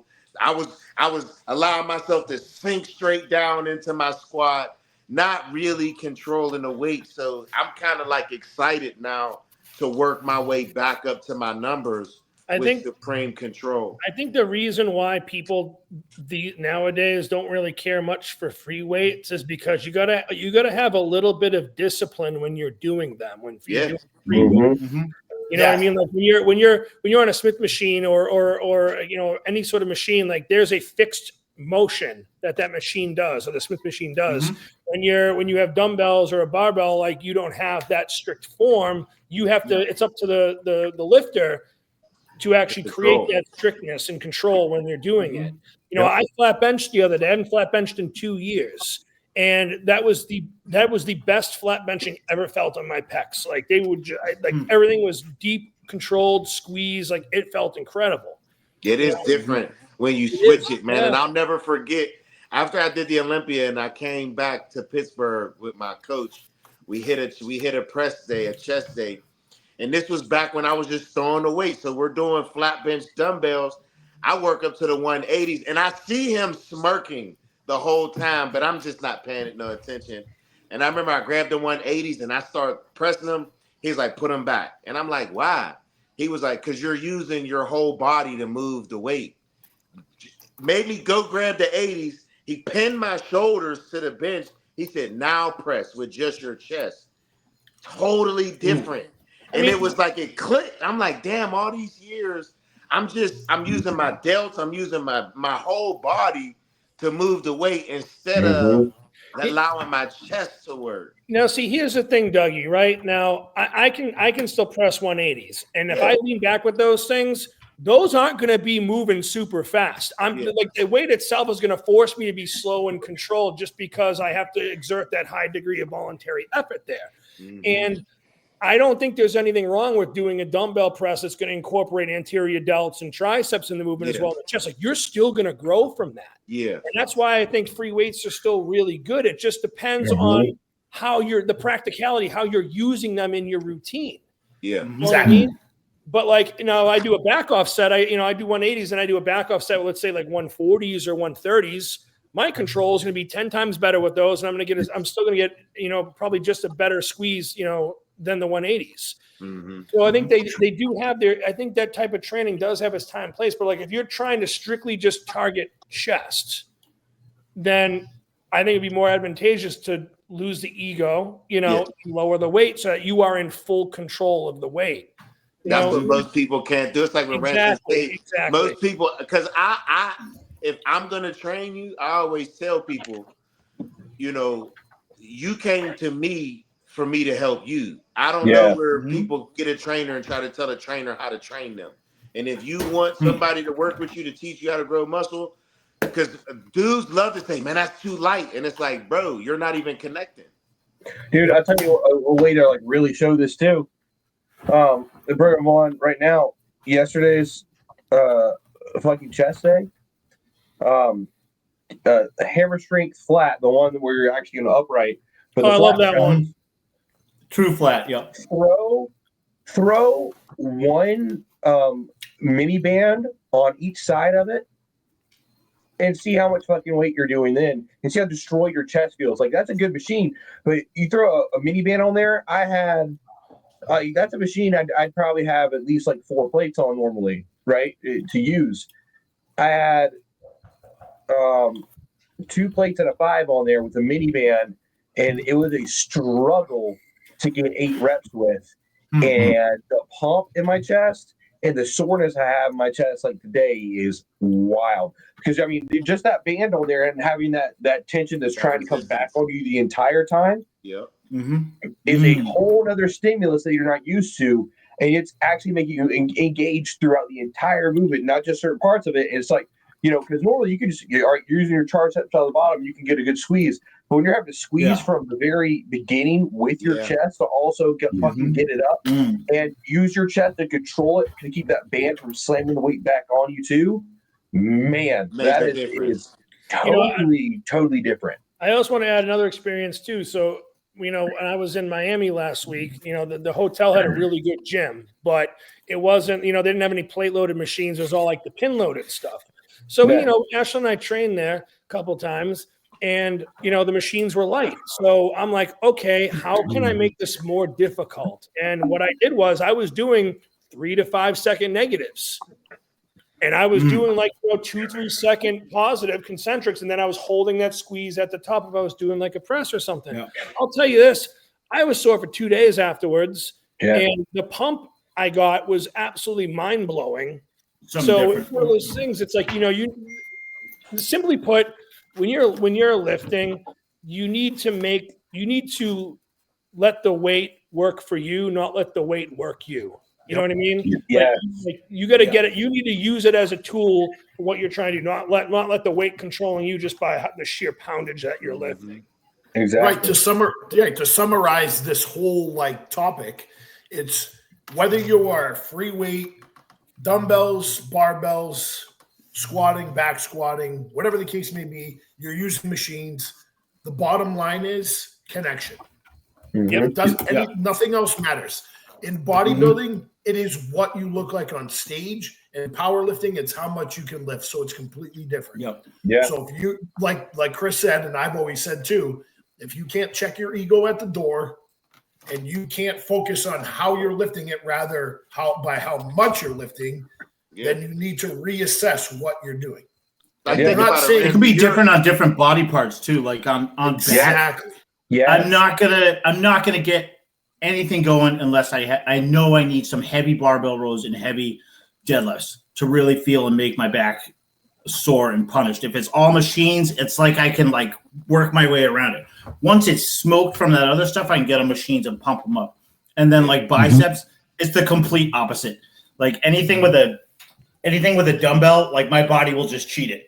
It'll cheat it every time right to the top. I need a cable or a machine somewhere to be a part of it. Maybe hammer curls I can feel it, but just standing and curling, I can't make myself sore. And then you get on a preacher machine, sure, no problem. And just to add to that, it's I know Ranson has seen this a lot, because you're a power lifter, and tell the people how many times you've been to a meet where someone doesn't look strong, they don't look as strong as they are, and then you see them, you're like, how the fuck did they move that? You know, but he's a master of the movement. If someone will look at me and be like, man, you got to be strong as hell. And it's like, I know some guys who don't look like me and they're way stronger than me. Yeah, because powerlifting, when you really come down to it, it's all about leverages. You know, that's it. You know, it's moving point A to point B as efficiently as possible. So if you can manipulate your leverage points to move that weight, as best you can, that's it. It doesn't matter. I've seen plenty of people. I mean, the deadlift honestly is the perfect one to look at. The people who have the perfect leverages for deadlift, like there's so many people who come up and they'll pull something crazy it doesn't look like. I mean, John Hack is fucking big now, but when he was first coming on the scene, like 7-8 years ago, before people really knew like who he was, before he, pretty much right when he was coming into the untested world, and kind of everyone knew who he was in the tested side, but when he's coming into the untested world, like he didn't really look, he wasn't that muscular, but the dude's fucking bitching mid-5s like it's nothing. And my god, it makes me so angry. Yeah, What the fuck is that, in the mid-8s back then, and you're looking at him and you're like, he's 198 pounds. How did he just bench mid-5s? And I still don't understand it, because the way he's built and everything, like the way he benches as heavy as he does, still makes no sense to me. Still doesn't. Yeah. He's a freak. He's strong as fuck. With powerlifting too, Ranson, like a lot of those elite level powerlifters and stuff such as yourself, you guys probably have longer and thicker connective tissue, which allows you to like actually like press and lift that weight. But the other big thing too for powerlifting, because I trained like one for a long time, you're also training your nervous system. Yeah, you're not people don't realize how much that comes into play. Yeah, and like when when your spine, your super spinal and spinal nervous system and stuff is sending signals for muscles to contract. If your nervous system's fatigued, like you're not going to be able to lift that much. And with bodybuilding and hypertrophy, it's different, because with hypertrophy and stuff like you're taking sets to failure. Or near failure. Powerlifting, there's times where you're not doing that at all. You never really take anything to failure ever. Never. If you're a smart, you could die. Yeah. Like, and I have clients who fucking go back and forth with me all the time. They're like, I don't understand why we're not going heavier for meet prep. Like, you don't need to. The only day that mattered is on the platform. That's all. That's all that matters. I'm peaking you for that day. Like, it should feel most of the way through prep. Like, it should feel should move well and feel fairly light. Like, I don't want you to just add 10 pounds just because you feel like it and you felt strong. That's not the goal of powerlifting. The goal of powerlifting is be as strong as possible on meet day. That's it. There's a lot of people you'll see they'll try and hit the biggest numbers in their training, and then they shit the bed on meet day because, again, they're not giving their nervous system a break. They're not programmed that way. So, the last like 5 weeks, especially of a powerlifting prep, really the 3, especially with the last like 5, it's all about fatigue management completely. So like volume drops way down. You may do like one like top single or top double for your squat, bench, or deadlift, and you might back down to like 2 or 3 triples, and then you're doing light accessory stuff because you don't want to overtax yourself. And like the last like 3 weeks, you're hitting a big single and then drop to accessories. And that's it. Yeah. It's like if you bench 405 for 12 reps in one set to all out failure for hypertrophy, that's one thing. But then if you're doing like, let's say 4 sets of 3 with 405, like you're still lifting the same weight load. But the level of volume is still the same there. Yeah. The level of fatigue doing the 4 sets of 3 with 405 is a complete difference. And that's where like the first one's going to probably generate a much better hypertrophy response, but the powerlifting way, the 4 sets of 3 is going to give you a much stronger strength gain. That's the big difference between powerlifting and bodybuilding. Anybody else ever notice right near prep, if you're still doing compound stuff, it's the best form you've ever seen yourself do in your whole life? Like last week I was going to do deads. I'm like, I really want to do these, but I really don't want anything to break. And it locked the form in like so perfectly. That didn't really happen with me because, like, I don't know, the last couple weeks of a prep, I don't want to end up doing a free weight of anything. I shouldn't have been doing it, Yeah, but me because either. I was, I did it so perfect. I'm so freaking stupid of wanting just to push it further that if I did that, I'd be like, it felt good. I can go more. And that's not the place I need to be for bodybuilding. I was still in like the 8 rep range. I wasn't getting down to like 6'5", or anything crazy like that. But it was a good amount of weight. And then I watched it. I was like, wow, that might be the best set I've ever done. On form. Yeah. Yeah, then now you take that same mindset and apply it in an off season with all your lifts. You know what I mean? Then that's what I was thinking. You know what I mean? Yeah. It trust me, it does help. From someone that used to lift super explosive for so long, now I don't lift as much as I have in the past, but the quality is just so much better. That's how I improved my back so much from 2021 to this year, man. I completely took a step back of how I trained back completely and slowed everything way the fuck down. Like, I could move a lot of weight if I want to. I can move a lot of fucking weight. But I was like, all right, I'm slowing it down. They told me in 2021 the only thing you need is a bigger, harder back. It's like, I got to change something. Yeah, and my back started developing when I you're allowing yourself to grow finally. And it's like Doug said, I felt like such a fucking bitch for the longest time. With doing it starting out, it's like, you could easily swing around like 180 pound dumbbell for dumbbell rows.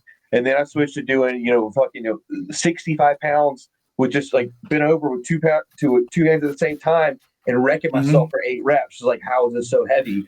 But I felt it more in my back, and my back fucking grew. So, yeah. That's it. Well, fellas, hour 50 on here.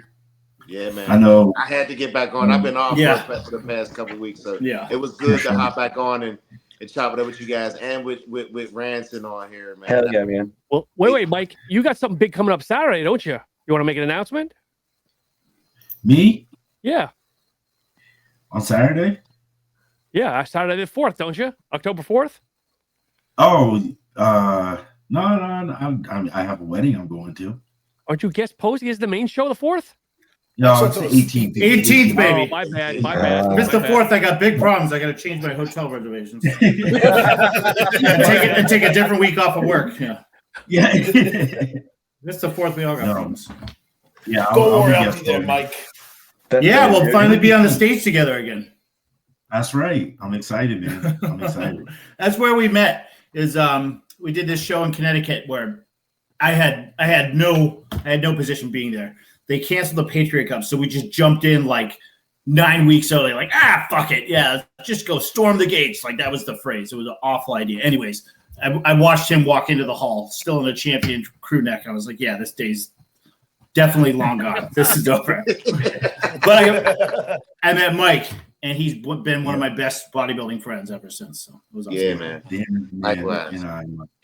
Dougie, he and I had the same birthday. Oh, word? Yes, that's where I saw it. Mike was posting you up on your birthday. I was like, it's my birthday. It's your birthday? Yeah. 1983, too. Exact same. Capricorns. Yeah. Capricorns, yeah. Yeah. Anyways, nice meeting you guys. Good being on with you guys. For sure. Yeah, no, this was great. Good to see you. Good to see you back on here, Dougie. Ranson, is finally great to be on the podcast with you. Hell yeah, brother. Mike, we got to do a live one, though. We keep talking about it. We got to do a live one day. Well, next Sunday we'll plan on doing it live. Oh, word? Yeah. Oh, all right. Oh, shit. Yeah. I'll tune in. I'll figure out how to do like that. Flynn. Yeah.